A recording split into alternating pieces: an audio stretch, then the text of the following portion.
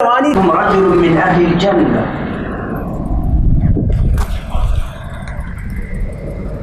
ابھی تمہارے اوپر اہل جنت میں سے ایک آدمی داخل ہوگا، جو اس دروازے سے آئے گا وہ جنتی ہے۔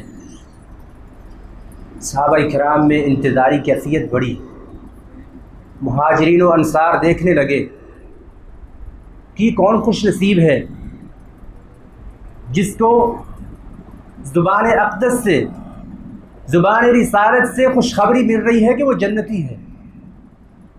ایک بزرگ صحابی آئے، چہرے سے وضو کا پانی ٹپک رہا ہے، اور آ کر مجلس میں بیٹھ گئے۔ پھر اگلے دن مجلس سجی، اللہ کے رسول علیہ الصلوۃ والسلام نے فرمایا ابھی جو دروازے سے داخل ہوگا وہ جنتی ہے۔ پھر وہی صحابی اسی کیفیت میں آئے، داڑھی سے پانی گر رہا ہے، اور آ کر مجلس میں بیٹھ گئے۔ پھر تیسرے دن بھی یہی ہوا۔ صحابہ میں موجود ایک صحابی تھے جو اپنی ذہانت کے اعتبار سے بڑے معروف اور مشہور ہیں، عبداللہ بن عمرو بن عاص رضی اللہ تعالی۔ ان کے والد گرامی بھی بڑے ذہین و فتین، عرب کا دماغ کہلانے والے عبداللہ بن عمرو بن عاص رضی اللہ تعالی عنہ مجلس ختم ہونے کے بعد اس صحابی، بزرگ صحابی کے پاس تشریف لے گئے اور عرض کرنے لگے میں آپ کا 3 دن کے لیے مہمان بننا چاہتا ہوں۔ کیوں کہا انہوں نے کہ میں آپ کا مہمان بننا چاہتا ہوں؟ اس لیے کہ میں دیکھوں کہ ان کا عمل کیا ہے کہ اللہ کے رسول نے اپنی مبارک زبان سے 3 دن مسلسل جنت کی خوشخبری دی ہے۔ اللہ اکبر۔ انہوں نے ان کو مہمان بنا لیا۔ رات دیکھ رہے ہیں، چونکہ جو مقصد تھا علم حاصل کرنا، دیکھنا، دیکھتے رہے۔ صحابی اٹھتے ہیں، تہجد کی نماز پڑھتے ہیں، قرآن کریم کی تلاوت کرتے ہیں، اور رات کو جب کبھی جاگ آتی ہے سبحان اللہ الحمدللہ ذکر و اذکار کرتے ہیں۔ جب 3 دن مکمل ہوئے، سارا عمل ان کا دیکھ لیا، تو عرض کرنے لگے عبداللہ بن عمرو بن عاص کہ میں آپ کے پاس کچھ سیکھنے آیا تھا۔ آپ کا عمل تو وہی ہے جو میں کرتا ہوں، آپ بھی ذکر و اذکار کرتے ہی تو میں بھی کرتا ہوں، تہجد آپ پڑھتے ہیں میں بھی پڑھتا ہوں، آپ قرآن کریم کی تلاوت کرتے ہیں میں بھی کرتا ہوں، لیکن وہ عمل خاص کیا ہے جس کی وجہ سے اللہ کے رسول علیہ الصلوۃ والسلام نے آپ کو جنتی خوشخبری دی؟ وہ کہنے لگے بیٹے بات یہ ہے، بتانا تو نہیں میں چاہتا، لیکن تم نے 3 دن میرے پاس گزارے ہیں، اس کی وجہ یہ ہو سکتی ہے جو مجھے لگتا ہے کہ میں نے اپنے دل کو ہر ایک کے لیے پاک کیا ہوا ہے، میرے دل میں کسی کے لیے غصہ نہیں ہے، کسی کے لیے کوئی بغاوت کے جذبات نہیں ہیں، کسی کے لیے غش نہیں ہے، دھوکہ نہیں ہے، میں نے اپنے دل کو پاک رکھا ہوا۔ اور صحابہ کرام اس صحابی کے بارے میں بیان کرتے ہیں، ان کا نام تھا علی بن ابی دجانہ، بزرگ صحابی تھے۔ بیان کرتے ہیں کہ ان کا چہرہ جو ہے وہ خوبصورت اتنا تھا کہ ایسے چمکتا تھا، ایک ان کے چہرے کے اوپر ایسی روانی تھی کہ چمک تھی۔ اور عرض کرتے ہیں، بیان کرتے ہیں صحابہ کرام کیوں چمک تھی؟ اس لیے کہ وہ کبھی بھی لا یعنی گفتگو نہیں کیا کرتے تھے، بے مقصد کبھی انہوں نے گفتگو نہیں کی، اور کبھی کسی کے بارے میں دل میں حسد، بغض اور کینہ نہیں رکھا۔ اور اسی طرح ہی صحابہ کرام صحابی کے بارے میں بیان کرتے ہیں کہ 70 صحابہ کرام کے نام لے کر ان کے لیے دعا کیا کرتے تھے، اس قدر پاکیزہ دل۔ اللہ کے رسول علیہ الصلوۃ والسلام نے فرمایا ان اللہ لا ينظر الى صورکم واموالکم، اللہ تعالیٰ تمہاری صورتوں کو نہیں دیکھتا، تمہاری دولت کو نہیں دیکھتا، کسی کا کتنا قد ہے، کوئی چھوٹا ہے بڑا ہے، کسی کا کلر کیسا ہے، رنگ کیسا ہے، اس کی وضاقتہ کیا ہے، اس کے پاس دولت کتنی ہے، ولكن ينظر إلى قلوبكم وأعمالكم. اللہ تعالیٰ جو چیز دیکھتے ہیں وہ ہے انسان کا دل اور اس کا عمل. اور ایک حدیث میں بھی آتا ہے کہ انسان کے دل، مومنوں کے دل اللہ تعالیٰ کے برتن ہیں. اللہ تعالیٰ اپنے بندوں کے دلوں میں جھانکتے ہیں کہ کس کا دل جو ہے وہ کتنا پاکیزہ ہے. الا من اتى الله بقلب سلیم. اس دن کی آزمائشوں سے وہی محفوظ رہ سکتا ہے جو قلب سلیم کے ساتھ اللہ کے پاس حاضر ہو گیا. ابراہیم علیہ السلام کے تذکرے کے ساتھ اللہ تعالیٰ نے قلب سلیم کا تذکرہ کیا. الا من اتى الله بقلب سلیم قد افلح من زکاها. وہ شخص کامیاب ہو گیا جس نے اپنے من کو صاف کر لیا، پاک کر لیا. کتنے ہم میں سے جنہوں نے اپنے دل کو دوسروں کے لیے صاف کیا ہوا ہے، اپنے دل کو دوسروں کے لیے پاک کیا ہوا ہے. ذرا سوچئے، دلوں پر تو وارد ہونے والے اور بھی بہت سے فتنے ہیں. اللہ کے رسول علیہ السلام نے فرمایا تعرض الفتن علی القلوب کالحصیر عودا عودا. یہ بھی فتنہ ہے کہ انسان اپنے دل کے اندر دوسرے کے لیے دھوکہ رکھے، بغض رکھے، کینہ رکھے. اس سے بڑھ کر فتنے اور بھی ہیں جو دلوں پر پیش ہوتے ہیں. جب انسان کا دل ان ابتدائی فتنوں میں محفوظ نہیں رہتا پھر اس کے اوپر اور فتنے بھی وارد ہوتے ہیں. آپ نے فرمایا قیامت کے قریب دلوں پر ایسے فتنے وارد ہوں گے اس طرح تسلسل کے ساتھ جس طرح چٹائی کے تنکے جو ہے آپس میں ملے ہوئے ہوتے ہیں. آپ نے فرمایا دل دو طرح کے ہو جائیں گے، دو طرح کے دل ہو جائیں گے. ایک دل ایسا ہو جائے گا کہ کوئی بھی فتنہ اس کے اوپر جھانکتا ہے، کوئی بھی فتنہ وہ دل دیکھتا ہے، وہ دل فوراً اس فتنے میں مبتلا ہو جائے. لا يعرف معروفا ولا ينكر منکرا. نہ ہی نیک بات کو پہچان سکے گا، نہ ہی برائی کو برائی سمجھے گا. اس کے اوپر مہر لگا دی جائے گی. اور دوسرا دل ایسا ہوگا کہ اس کے اوپر کوئی بھی فتنہ آئے گا تو فوراً اس کا انکار کر دے گا. فتنہ اس کے دل پر اثر ہی نہیں کرے گا. اگر کوئی نیکی آتی ہے تو فوراً اس کا دل اس کو قبول کرے گا. آپ نے فرمایا یہ وہ دل ہوگا جس پر کبھی بھی کوئی فتنہ اثر نہیں کرے گا. دلوں پر وارد ہونے والے فتنے، ان کی کیفیات آج اگر ہم محسوس کریں تو آپ کو بآسانی جو ہے یہ نظر آئے گا. بآسانی آپ محسوس کر سکتے ہیں کہ آپ کی فتنوں پر کس طرح دلوں پر کس طرح فتنے وارد ہوتے ہیں. آپ موبائل کی اسکرین کھولتے ہیں، ایک چیز آپ کی نظر سے گزری، دوسری گزری، تیسری گزری. کتنی چیزیں ہیں جنہوں نے آپ کے دل پر اثر کیا. آپ نے اسکرین لگائی ہوئی ہے گھر میں، کس قدر مختلف مناظر اس پر چلتے ہیں. ان مناظر نے آپ کے دل پر کس قدر اثر کیا، آپ کا دل کس قدر اس سے متاثر ہوا. کیا یہ وہ فتنے نہیں ہیں جو انسان کے اوپر مسلسل وارد ہونے والے ہیں، تسلسل کے ساتھ آنے والے ہیں؟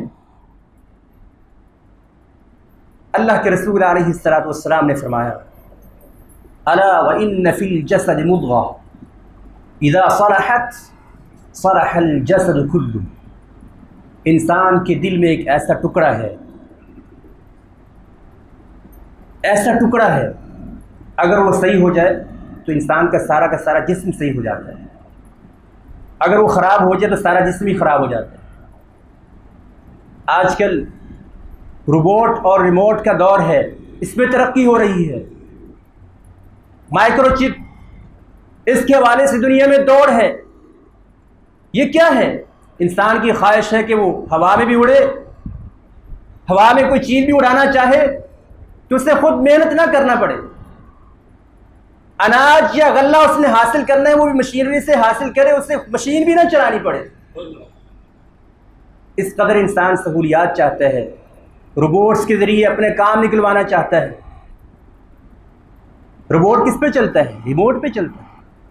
انسان بھی جو ہے وہ کس چیز کی مشین ہے، اس کو چلانے والا بھی کوئی ریموٹ ہے، اس کے اندر بھی کوئی چپ لگی ہوئی ہے. وہ ریموٹ کون سا ہے؟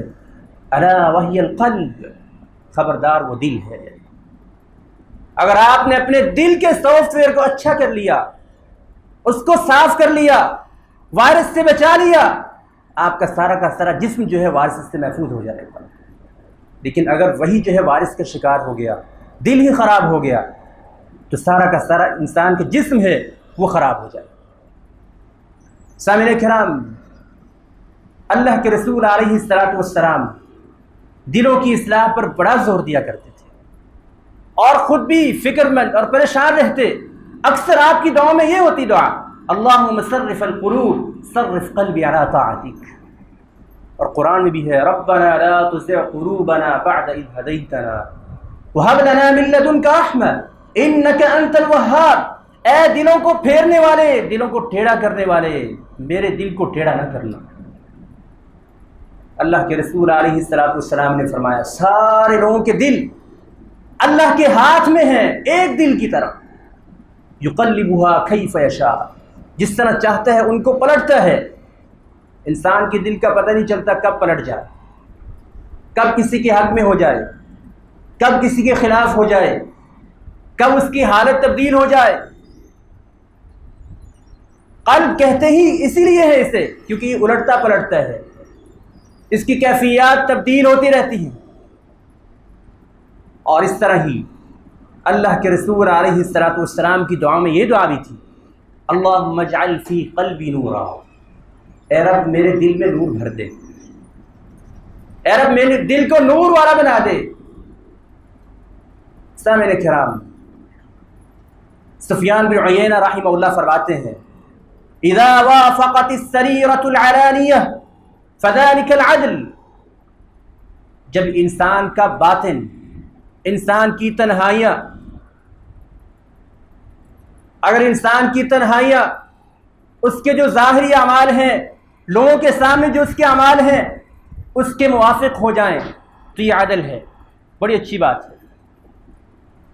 وَإِذَا كَانَتِ السَّرِيرَةُ أَفْضَلُ مِنَ الْعَلَانِيَةِ فَذَلِكَ الْفَضْلُ، اگر انسان کی تنہائیاں اس کے ظاہری اعمال سے پاک ہو جائیں، اچھی ہو جائیں، یہ ہے اللہ کا فضل۔ اور پھر فرمایا وَإِذَا كَانَتِ الْعَلَانِيَةُ أَفْضَلُ مِنَ السَّرِيرَةِ فَذَلِكَ الْجَوْرُ وَالظُّلْمُ، اگر انسان کے ظاہری اعمال تو بڑے اچھے ہیں لیکن اس کی تنہائیاں بری ہیں، یہ تو جور اور ظلم ہے، یہ ہے زیادتی، یہ ہے اندھیرا، یہ ہے خطرے کی گھنٹی۔ سامعین کرام، دلوں کی اصلاح ہم کس طرح کر سکتے ہیں؟ اس کے طریقے ہمیں اللہ کے رسول علیہ الصلوۃ والسلام نے سمجھائے ہیں، قرآن نے بتائے ہیں۔ جب قرآن کی تلاوت کی جائے، انسان اپنے آپ کو اس میں کھو دے۔ کیسے قرآن کریم کی آیات ہیں کہ فرشتے آتے ہیں، آپ بھی ذرا گمان کیجئے، جس طرح قرآن کریم میں تلاوت، اللہ تعالیٰ نے قرآن کریم میں جو ہے آیات نازل کی ہیں، فرشتے آتے ہیں، ان کے پاس بہت برا لباس ہے، سمیل آ رہی ہے، روح قبض کرنے لگے ہیں، جس کی روح قبض کی جا رہی ہے اس کو مار رہے ہیں، اس کی روح کو کھینچ رہے ہیں، پھر اسے آسمانوں کی طرف لے کر چڑھتے ہیں۔ آسمان والے اس کے لیے دروازہ نہیں کھولتے، آسمان والے اس کا نام لینا پسند نہیں کرتے، اس کو زمین کی طرف لوٹا دیا جاتا ہے۔ ان الذين كذبوا بآياتنا واستكبروا عنها لا تفتح لهم ابواب السماء ولا يدخلون الجنة حتى يلج الجمل في سم الخياط، اسے جنت کے، اس کے لیے جنت کے دروازے نہیں کھولے جاتے اور نہ ہی کھولے جائیں گے یہاں تک کہ اونٹ جو ہے وہ سوئی کے نکے میں داخل نہ ہو جائے۔ یہ قرآن نے شرط رکھی۔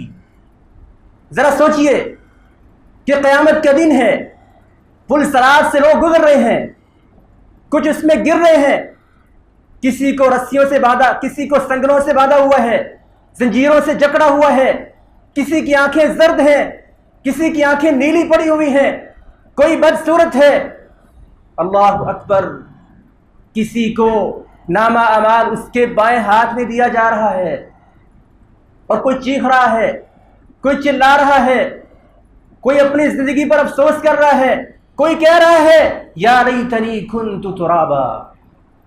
اللہ اکبر، یہ وہ مناظر ہیں جو قرآن نے بیان کیے۔ جب انسان ان مناظر میں چلتا ہے، قرآن کی تلاوت سمجھ کر کرتا ہے، وہ اپنے عملوں کو فوراً درست کر لے گا۔ قرآن سے بڑھ کر اور موٹیویشن کیا ہو سکتی ہے؟ پھر آپ ایک لمحے کے لیے سوچئے، فرشتے آئے، کیا ہی خوشبو والا لباس ہے ان کے پاس، جنت کی خوشبوئیں ہیں، آ کر کہتے ہیں السلام علیکم ورحمۃ اللہ وبرکاتہ۔ انسان کا چہرہ تر و تازہ ہو جاتا ہے، ان کو دیکھ کر خوش ہوتا ہے، خوشخبری دیتے ہیں آج تمہیں نہ غم ہوگا مستقبل کے بارے میں، نہ تجھے پریشان ہونے کی ضرورت ہے اپنی اولاد کے بارے میں، آؤ ذرا رب کی طرف چلیں۔ فرشتے آسمانوں کی طرف لے کر چلتے ہیں اور آسمان والے فرشتے بھی اس کا نام پوچھتے ہیں، یہ کون ہے؟ عزت کے ساتھ اس کا نام پکارا جاتا ہے کہ فلاں بن فلاں ہے، عزت کے ساتھ اس کا نام لیا جاتا ہے، اس کی روح کو لے کر اعلیٰ علیین میں چڑھا جاتا ہے، رحمان کے پاس پہنچا جاتا ہے۔ رحمان کہتا ہے میرے بندے کے لیے جنت کا لباس، میرے جنت کے لیے افریشوا لہ فراش الجنہ، جنت کے بچھونے اس کے لیے بچھا دو، اس کے لیے جنت کی کھڑکیاں کھول دو، اس کے لیے آسائشیں کر دو، اس کے لیے جنت کے راستے آسان کر دو۔ اللہ اکبر، ذرا دیکھیے، آپ غور کیجئے، قرآن کریم کی آیات میں آپ کو نامہ اعمال دائیں ہاتھ میں مل رہا ہے، آپ کو فرشتے مبارک دے رہے ہیں، حوض کوثر پہ آپ جام پی رہے ہیں، آپ پل صراط سے آسانی سے گزر رہے ہیں۔ اللہ تعالیٰ کہہ رہا ہے میرے بندے میں تجھ سے راضی ہو گیا، آپ جنت میں گئے ہیں، کس قدر خوبصورتی ہے۔ اللہ اکبر، فیہما عینان نضاختان فیہما عینان تجریان، چشمے بہہ رہے ہیں، قسم قسم کے اناج ہیں، فروٹس ہیں، انار ہیں، انگور ہیں، وہ کیلے ہیں جن کا تذکرہ قرآن میں کیا گیا ہے۔ وحور عین کامثال اللؤلؤ المکنون واصحاب الیمین ما اصحاب الیمین فی سدر مخضود، وہ بیری کے درخت، وہ گھنے سائے دار درخت جن کا سایہ کبھی ختم نہیں ہونے والا، وطلح منضود وظل ممدود وماء مسکوب وفاکہۃ کثیرہ، گرتا ہوا پانی، بہت سے فروٹس، اڑتے ہوئے پرندے، اور جو چاہت ہے فوراً بھن کے آپ کے سامنے وہ پرندہ بھی آ جائے، گوشت بھی آ جائے، جو آپ کی چاہت ہے فوراً پوری ہو۔ چھوٹے چھوٹے بچے کأنہم لؤلؤ مکنون، گویا کہ وہ چھپائے ہوئے موتی ہیں۔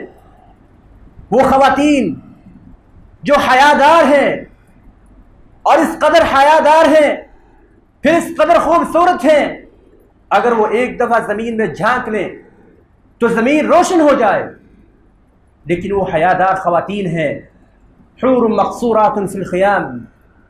یہ ساری کی ساری چیزیں جب انسان دیکھتا ہے، سوچتا ہے، کیا اس کی چاہت نہیں ہوگی کہ میں اپنے رب کے لیے نیک اعمال کروں، میں اپنے رب کے لیے بڑھوں؟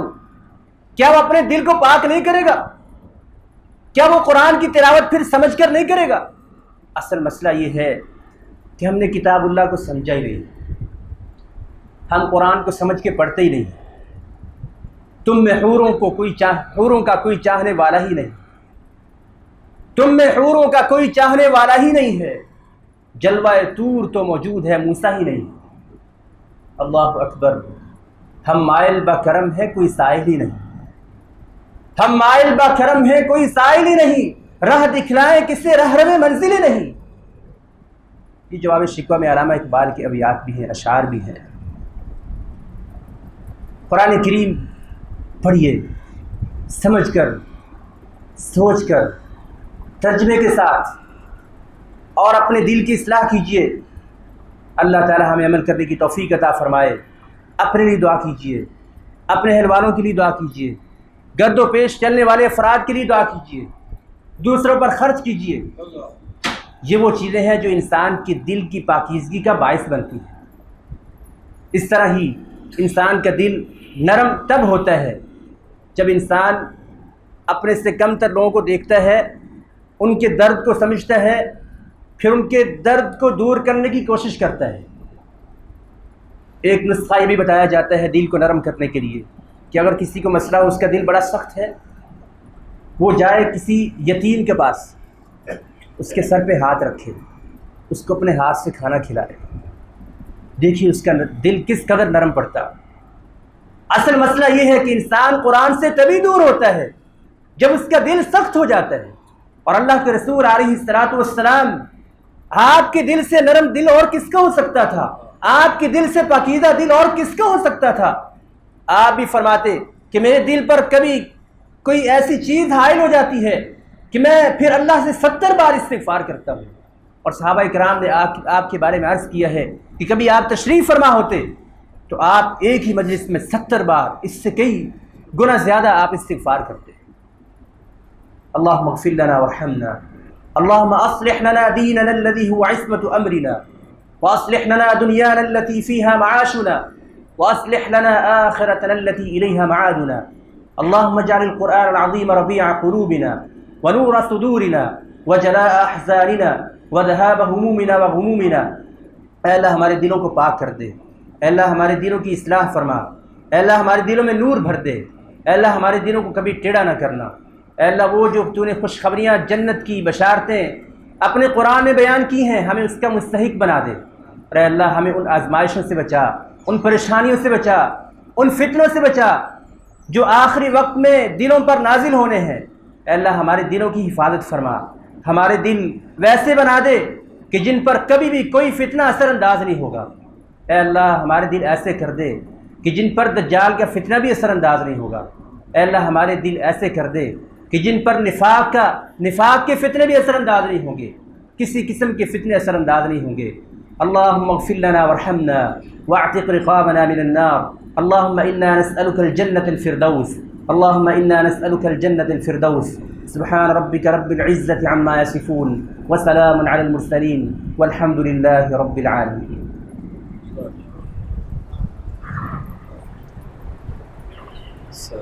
السلام